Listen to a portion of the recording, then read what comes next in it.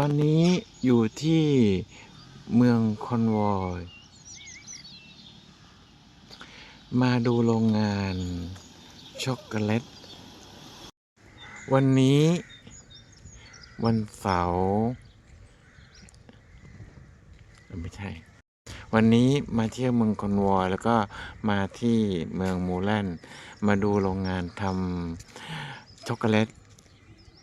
จะเป็น The Chocolate Factory and Craft Center เนี่ยดูแบบน่ากินมากเนี่ย